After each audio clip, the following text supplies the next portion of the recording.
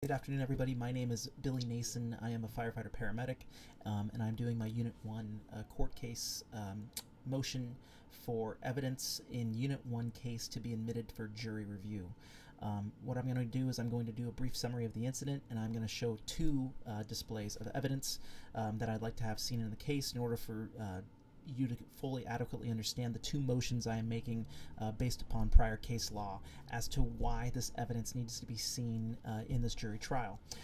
So the fire that was reported at May Street, you can tell it started in the Alpha Delta corner of the building.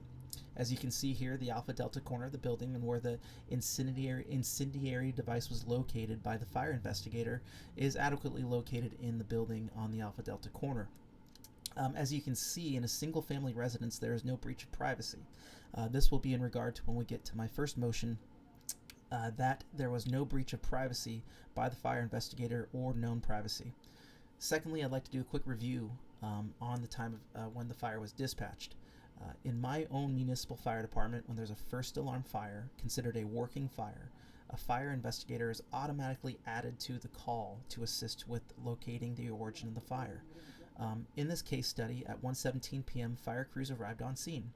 At about approximately 10 minutes, we can say that the primary search was clear and the fire was fully was cleared because the residents arrived on scene of the fire located on May Street. We can say that roughly after 30 minutes, the fire was extinguished and some time frame in between the residents left the scene. At 2 p.m., we can say that the fire was overhauled and then the engine company was called away on another emergency call. We can adequately estimate that a fire investigator can arrive on scene within an hour time frame, which would be around 2:15 p.m. After that, the residents arrived on scene with their attorneys and asked the fire investigator to leave after he found arson and evidence of arson with the device located behind the TV in the Alpha Delta corner of the building. In summary, there are two case laws I'd like to use as my motion for this evidence to be allowed in court. Motion number one would be from Michigan versus Tyler. In this case, exigent circumstances means that any agent of the state may conduct a warrantless search when facts known at the time for entry, along with reasonable inferences drawn upon, demonstrate a compelling need for official action. And this means there is no warrant needed for search. The exigent circumstance existed because the initial fire suppression crew vacated the property, and this property was never officially turned over to the residents. Thereby, there is no breach of evidential chain of command, and the fire investigator arriving on scene was still a continuation of fire suppression efforts.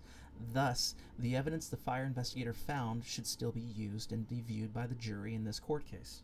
Secondly, in regard to the reasonable need of privacy, any breach of Fourth Amendment rights comes from Smith versus Maryland.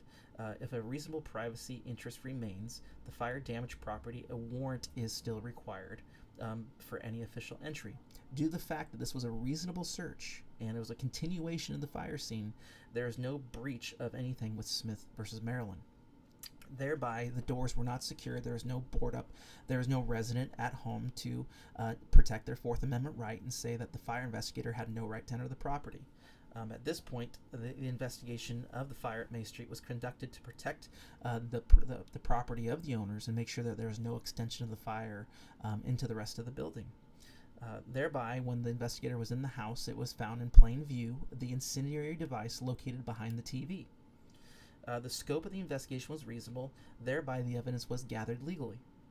There was no prolonged amount of time period between the extinguishment of the fire and the arrival of the fire investigator on scene.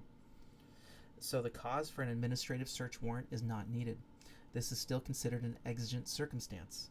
Thereby the investigator was within his rights to collect the evidence needed, and evidence should be reasonable enough and admitted before the jury to show that this fire was in fact arson.